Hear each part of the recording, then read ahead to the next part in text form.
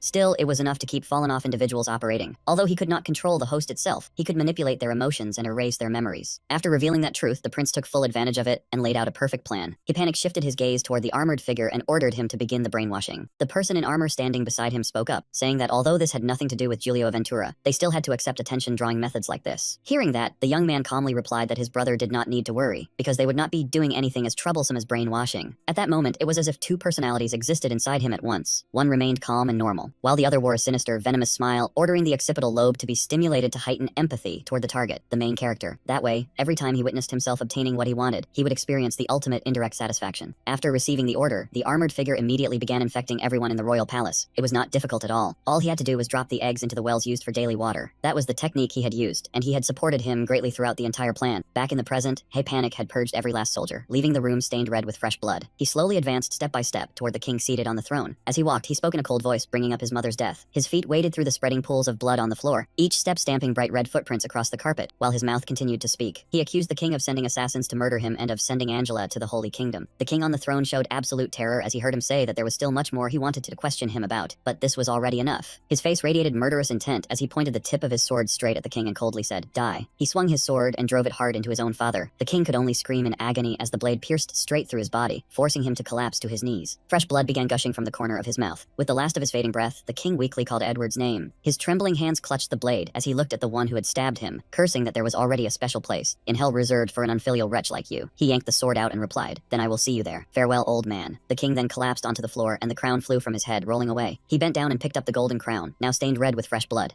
Panic lifted that crown and calmly placed it upon himself. He stood solemnly in the middle of the blood-soaked chamber. Just then a black shadow shot down from above, landing right behind him. When he turned his head, he saw an assassin clad entirely in black. The assassin lay collapsed on the ground, groaning in pain, and forced out the question, "Just who the hell are you?" Another knight dropped down from above and decisively ended his life. After finishing the job, the knight coldly reported that the target had been dealt with cleanly. Panic raised the crown and said with satisfaction, "Well done." In this way, he had eliminated every last useless piece. He placed the blood-soaked golden crown upon his head. Then he seated himself upon the throne and loudly declared that from this moment on, no one would have the power to stand in his way way anymore. Someone standing below heard this and immediately began applauding in praise. After that, the rest of them all began clapping in rhythm. The thunderous applause echoed throughout the blood-drenched room. He sat on the crimson-stained throne, his razor-sharp gaze looking down at the crowd below. When night fell, he remained seated in the same spot without moving at all. His face darkened as he softly whispered to someone, "Yes, I understand, brother." Within the room, a vague figure seemed to appear. His voice rang out again, saying that he understood what his brother wanted to convey. His eyes were filled with sorrow now. What the MC had wished for from the goddess was simply knowledge. He remembered a man in armor. That man had used him to point Kim toward the hiding place of the target he needed to eliminate. The young man then remembered his elder brother. Within that mass of knowledge were also the words his brother had wanted to leave behind before he departed. Thinking back on all of it, he trembled rage and muttered, "Brother told me not to cross the line?" Even in a situation like that, he did not utter a single complaint and still said those words. That really was just like him. He shot to his feet and shouted, but it was already too late. It was far too late, brother. Hey, Panic reproached the figure standing in the middle of the room. What use it to say that now? You should have told me before I joined hands with that monster. He caught a small beam of light in his palm and ordered the other person to disappear. From now on, this world will change. It will become a world not so different from the one you once knew. He fired that beam of light at the figure in front of him, splitting the other man's body in two. The young man made the beam fade away, then said, "Now no one will cling to that empty, meaningless title of humanity anymore. The common enemy, the demon race, is gone. From this point on, humanity will have to face the enemy inside the barrier." He thought seriously for a moment, then continued, "I made it this far thanks to the monster's power. So I will repay that debt if it means sending him back to Earth. The elf king, the dwarf king, the aquatic king, and the divine scale king." His voice echoed through the darkness. "I will offer the severed heads of the kings from those races to the altar sealed beneath the basement of the Holy Nations Cathedral. To make that happen, an age of chaotic war must come." As Kim wrote in his notes, he said, "So the prince overthrew the incompetent king and took the throne, all because the kingdom had prospered for far too long." The Gourmet's Adventure in a Strange Land, Part 1, complete. Kim closed his notebook. Hypanic, who was sitting nearby, spoke up. "There is something I want to ask." Hearing that, Kim answered, "Go ahead." Resting his chin on his hand, Hypanic looked at him and asked with concern, "What exactly is that book?" "The Gourmet's Adventure in a Strange Land?" Kim glanced at him and replied, "I already told you. Once I get sent back to Earth, I will settle things with my old teammates, throw away my old identity, and live under a new one." He slammed the book down on the table and continued, "If I do that, it will be hard to maintain my current income, so I decided to write a book and sell it. It tells the story of my journey eating everything under the sun in a foreign land, so I called it The Gourmet's Adventure in a Strange Land." Hearing that, Hypanic gave a faint laugh and said, "A title like that probably will not sell well. If you are the main character, try giving it something a little more vivid." He imagined Kim inside the book, then continued, "How about getting stronger by eating?" Kim remained seated in his chair and answered, "The title does not matter. I plan to have another author write it for me anyway. I am only good at eating. I am terrible at writing." Hypanic asked again, "What if it does not sell?" Kim smirked and explained, "That is impossible. It is all based on my hard-earned experience, though of course it will be different from reality. Who knows? Maybe the book will sell 1,000,000 copies and get adapted into a legendary 3-part fantasy-film series all over the world." Hearing that, Hypanic could only shake his head helplessly. After a while, he spoke again. "I understand what you mean, but that is after you return to Earth, right? Then let us discuss how you are going to return to Earth. First, the condition for returning that the goddess mentioned was..." Kim cut him off before he could finish. "You mean killing all the kings who lead the races and using their severed heads as offerings? Can that even be done?" Hypanic looked at the stack of documents in the desk drawer and replied, "Not right now." The young man pulled out the documents, sorted them, and continued, "This is completely different from capturing the Demon King. I could use a small force of elites to eliminate a king." He thought of an army and analyzed the situation. But after that, a successor would take the throne and use it as an excuse to condemn humanity's arrogance. Then they would ally with the other races and turn around to attack us. Hypanic thought of the elves and continued, "Elves are skilled in archery and magic." Then he remembered the dwarves' sword-forging ability. The dwarves' metalworking skill has already reached the realm of magic. The young man thought of the beastmen and continued, "The physiques of the beastmen and the divine scale folk have long surpassed humans." Now he spoke of their disadvantage. Humanity may have the numbers, but the other races all possess special abilities, so we are not their match. If they join forces, the things that vanish will be our heads. Hypanic stood and concluded, "For now, we have to strengthen ourselves from within." He walked step by step toward Kim, speaking as he went. "We must concentrate power in the central authority and ally with the other kingdoms. Only then can we create a war capable of confronting the kingdoms of the other races." He placed a stack of documents on the table. As Kim stared in surprise, he asked, "So this is the war fund?" Kim picked up several sheets and read them, then murmured, "This is it." The stack of papers contained information and portraits of several people. Kim's voice rang out again. "An elimination list?" As if realizing something, his face darkened. He shot Hypanic a tense look and asked, "Are you giving me an order?" Hypanic calmly sat down in the chair across from him and replied, "No, I am only making a proposal." Turn to the next page. Hearing that, Kim hurriedly did as he said. At that moment, astonishment showed clearly in his eyes. The paper listed several pieces of information. Habitat of a griffin flock. Ragged harbor nearly collapsed after an invasion. Report on a manticore sighting. Kim kept muttering as he read the information on the paper. Main nesting ground of the pen turtle. Blue Dragon Mountain. These are... At that moment, excitement spread across his face, and he asked, "Treasure maps?" Seeing Kim's reaction, Hypanic happily replied, "I am glad to see you so pleased." Hypanic rummaged through his pocket for something and continued, "Good. In that case, Kim." He took out a golden badge, placed it in front of him, and said, "By the authority of the heir to the throne, I appoint you as a secret royal inspector." After hearing the title, Kim asked in confusion, "This kingdom has a position like that too?" Seeing that Jin was still suspicious, he explained right away, "The post of secret royal inspector I just created does not normally come with a guardian knight. The difference is that you are free to travel as you please, but you must always stand with the one in power. This is not the same as throwing away your title." Jin seemed to have expected that and gave a slight nod in response. Inwardly, he made a quick calculation. He would receive a treasure map and the freedom to act without anyone watching him. In exchange, he only had to eliminate the prince's enemies. What a steal. After thinking it through, he took the badge and answered cleanly, deal. He stood up and said, in that case, I will take my leave first. Hypanik kept his carefree expression and added a reminder. Next year will be my coronation ceremony. Make sure you come back then. It would be rather awkward if rumors spread that the two heroes who defeated the Demon King are only pretending to get along. Jin walked to the door and replied simply, don't worry. The moment he left the palace, the young man began to think things over. Which road should he choose now? Where should he go? And what method should he use to travel? He looked down thoughtfully, his thoughts still drifting on. What should he do first? Which steps could he skip? He had to calculate all of it clearly. He gripped the stack of documents in his hand and silently worked out how to make the most effective use of all this information. He started walking, his mind still running nonstop. One thing was certain. After this journey, he would rise to a whole new level. Back inside the palace, Hypanik was still sitting in the same place. A voice suddenly rang out above his head and quietly asked, Your Majesty, are you all right? He glanced upward and asked back, Why are you suddenly asking that? A shadow hidden in the ceiling spoke up. Jin is an extremely powerful warrior. This subordinate fears that if he leaves your side, Your Majesty's safety will be difficult to guarantee. Hypanik lightly scolded his subordinate for talking nonsense. Is that not exactly why I keep all of you by my side? To make sure such a thing never happens? The figure on the ceiling replied, This subordinate was rude. Then he yawned and added that if he wished to apologize, he would prove it with strength and results. The men in black bowed his head and accepted the order, addressing him as the captain of the royal assassin squad. One question still hung in the air. Why had Prince Edward, the one who murdered the late king, been able to keep these assassins as his subordinates? An image of the king appeared. Originally, Edward IV had planned to hand the royal assassin squad over to the first prince, so that when he ascended the throne, he could bring glory to the royal family, not to Hypanik. The second prince was both the left prime minister and the leader of the assassination squad. The complete eradication of the royal family's enemies had also been part of his calculations. But because the first prince had been raised far too kindly, and even became a hero, the second's plan had effectively collapsed. An image of the assassin squad appeared. In any case, the scheme had already reached its middle stage. If they were given certain missions to prove their loyalty to Hypanik and Prince Edward, these people would be completely brainwashed. On someone's finger, the golden ring that controlled the assassin squad glittered. The activation condition was that Prince Edward had to inherit the thing held by the king. That thing was the golden ring, the symbol of the position of leader of the royal assassin squad. The scene of him picking up the crown appeared. The prince had seized the royal authority of the late king. One way or another, he now possessed the thing the former king had kept. The scene of him sitting on the throne after killing his father appeared. The royal assassin squad had been handed to a new master. In other words, the prince now fully controlled one of the two armed organizations allowed to freely enter and leave the kingdom. An image of the royal knight order appeared. The other armed organization, the royal guard, also obeyed the prince without question, because they had already been infected by brainwashing parasites. Hypanik leaned back in his chair with satisfaction and thought to himself, once that monster leaves the royal palace, the parasite's function will disappear as well. During that time, I have to turn them into my own people. Thinking that, he curled his lips into a faint smile. What binds people together is profit, satisfaction, and even guilt. How would I know unless I try? Jin suddenly remembered the armor he had been given and weighed it in his mind. The armor he received from Hypanik was indeed very powerful, but using it every day would draw attention. Even the title of the prince's guardian knight was just as troublesome. He hid himself in the shadows and continued thinking. That title did not fit the role of a secret royal inspector, someone allowed to wander freely. He looked at the newly crafted armor and kept pondering. So he had commissioned another set of armor, one that was not flashy, yet still contained magic. It was perfect for disguising himself as a mercenary or an adventurer. He examined the armor and muttered that it had taken only 2 days to make. So this is what power is. People with rank and authority really do have it easier. He strapped the sword to his waist and continued, none of this political stuff has anything to do with me anyway. The sky was clear blue. He stepped out through the gate and declared that from now on, he would spend his time adventuring, instead of wasting effort on government affairs. Then he suddenly fell into thought and stood there in a daze. Right now, I am a hero from the war to defeat the Demon King, and at the same time someone the prince highly values. But there was one bitter truth. Back on Earth, he was nothing more than an internationally wanted criminal. To put it plainly, this young man was being hunted relentlessly by the police, intelligence agencies, and even the underworld. Nothing more, nothing less. To avoid exposing his whereabouts under the fierce pursuit of those forces, he had been forced to give up the things he personally enjoyed. First, he could not play sports, because information from contact with other players might leak out. He did not dare touch games either, because that very passion had exposed 2 of his previous false identities. He understood that the safest thing he could do was read books. He liked novels the most, but long series were hard to carry around, so he preferred standalone volumes. Since all his other hobbies threatened his identity, he turned to books as a last resort. But later on, he genuinely came to love reading. Unfortunately, the civilization and culture of this other world were not as developed as Earth's, and books were a privilege reserved for the nobility. Of course, he could still read them thanks to the prince. But compared with books from Earth, the books here were far too bland. Even though there was no one writing captivating stories, this place made up for it with countless fascinating tales passed down by word of mouth. Before Hypanik conveniently brought writing into existence, humanity passed down knowledge through speech and song. That was the treasury of wisdom built over countless generations. The woman stood solemnly on the high golden platform and declared, these are the old tales parents tell their children, and the songs the village elders teach their descendants. She smiled brightly and affirmed that some people had risen up to preserve those stories, so they would not be lost to time. She emphasized the final line, if you wish to become the main character, seek out the school of poets, and your desire will surely be fulfilled. Those inspiring words struck right at the heart of a poetry-loving girl named Felina. She worked hard to become a wandering bard, only to realize how foolish she had been for believing those silver-tongued words. The reason she had stepped onto this path was simply that she wanted to hear dramatic stories with the power to cleanse the human spirit. She had no interest in tales about tiny expedition parties or heroes. In her eyes, when all was said and done, A wandering bard was nothing more than a street singer, humming dramatic stories to entertain the masses. After experiencing it for a while, Felina realized it clearly. The wandering bard she wanted to become was not someone who did meaningless things like this. In the central district of the Santo Fiboso territory, Santo Almarit Santo Fiboso, Felina slowly stepped into the old tavern. The girl moved carefully, every step graceful, while discreetly observing the customers. Her sharp eyes swept around the room, gliding over every little corner of the tavern. Seeing a group of brothers gathered around, eating, drinking, and laughing loudly, she immediately guessed they were a small-time mercenary squad. When she passed by Jin, her instincts told her he was the real deal, a genuine adventurer. Felina looked farther out, then stopped on a masked figure sitting in silence beside several jars of wine, staring in from the outside. He looked no different from a dead drunk bum, but she trusted her own keen eye completely. Because she had noticed the exquisite armor he was wearing, she guessed his background was anything but ordinary, and getting involved with him would only invite disaster. She returned to her spot, plucking her strings while thinking it over. Mercenaries fought people, while adventurers fought monsters. The two sides usually ignored each other, so she decided not to sing about the mercenaries' battle with the hero, or the hunter's bloody death match against the Hydra. Felina worried that if she picked the wrong song and the crowd broke into a brawl, she would not make a single coin.